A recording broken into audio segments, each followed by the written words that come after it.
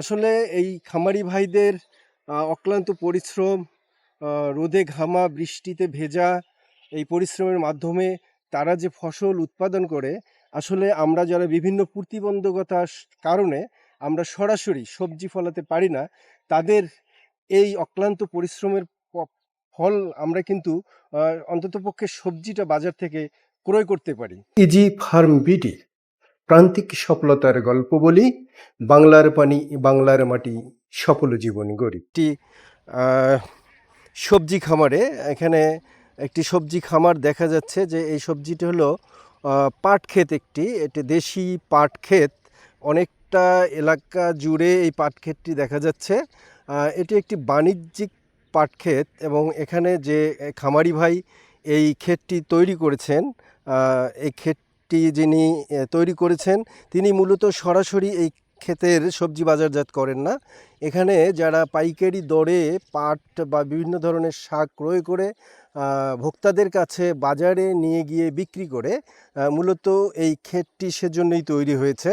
তো এখানে বেশ একটা অংশ জুড়েই এই পাটের একটি ক্ষেত আমরা দেখতে পাচ্ছি এবং এখানে একটু ফাঁকা অংশও দেখতে পাচ্ছি, যেখান থেকে এই পাটেরই কিছু অংশ ছিল যেটা ইতিপূর্বে যে ক্রেতা ছিলেন এই পাট ক্ষেতের, তিনি বাজারে নিয়ে গিয়ে সেটা ক্রেতাদের কাছে বিক্রি করেছেন। আমরা দেখতে পাচ্ছি যে আরও যে একটি খালি জায়গা পড়ে আছে। মূলত এটি খালি ছিল না, এখানে লাল শাকের একটি ক্ষেত ছিল, যে সবজিটি ক্ষেতটি ইতিমধ্যেই বাজারজাত করা হয়েছে। কিছু অংশে ছিল, সেটা আজকেই কিছুক্ষণ আগেই ক্রেতা বাজারজাত করার জন্য এখান থেকে উঠে নিয়ে গেছে এবং খামারি ভাই কিন্তু সেই অংশটুকুতে তার এই সময় ব্যয় করছেন। এখন এখানে এটাকে সে আবারও সবজি চাষের উপযোগী করার জন্য তার শ্রমকে কাজে লাগাচ্ছেন।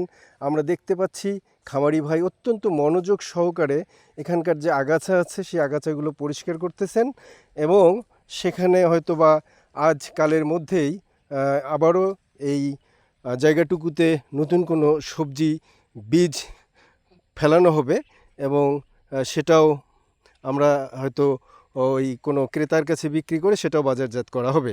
এখন আমরা কথা বলবো খামারি ভাইয়ের সঙ্গে যে এখানে এই তার যে শ্রম, এই শ্রমটুকু সে কীভাবে এখানে ব্যয় করে এবং এখানে যে সবজি উৎপাদন করে, সেই সবজি উৎপাদন করে তার কী ধরনের মুনাফা সে আয় করতে পারে।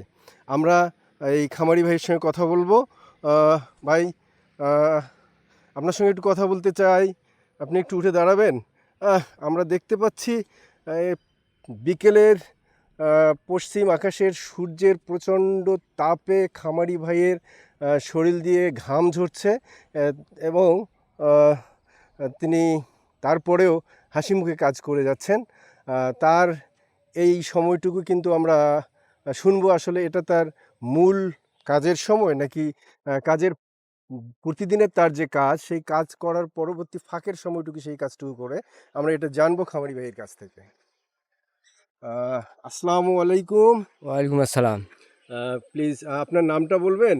আমার নাম তহসিন। তহসিন, বাহ! সুন্দর একজন মানুষের সঙ্গে, একজন পরিচ্ছন্ন মানুষের সঙ্গে আমরা কথা বলছি। যেখানে যে আমরা আপনাদের আপনার যে এইদিকে পাট ক্ষেতটি দেখা যাচ্ছে, এইটা পাটের বীজ কয় কেজি আপনি এখানে ফেলছিলেন এই চাষের জন্য? 2 কেজি। 2 কেজি। 2 কেজি বীজের মূল্য কত ছিল? 400 টাকা। 400 টাকা। এটা মূলত তো বীজ ফেলানোর কতদিনের মধ্যে শাকটা বাজারজাত করা যায়? 1 মাস। 1 মাস। মানে আপনি কি এই ক্ষেতটুকু বিক্রি করে ফেলছেন? হ্যাঁ, হ্যাঁ। আচ্ছা। এটা আমরা শুনলাম যে 2 কেজি বীজ। হ্যাঁ। সেখান থেকে আপনি এটা কত টাকা বিক্রি করছেন? 5,000 টাকা। ওহ! 5,000 টাকা। মাত্র 1 মাসের ব্যবধানে 400 টাকার বীজ ফেলে ওনার কায়িক পরিশ্রম সাথে আছে, হয়তো সেখানে কিছু রাসায়নিক সারও প্রয়োগ করতে হয়েছে। কিন্তু সেটার মনে হচ্ছে না যে খুব পরিমাণে বেশি হবে।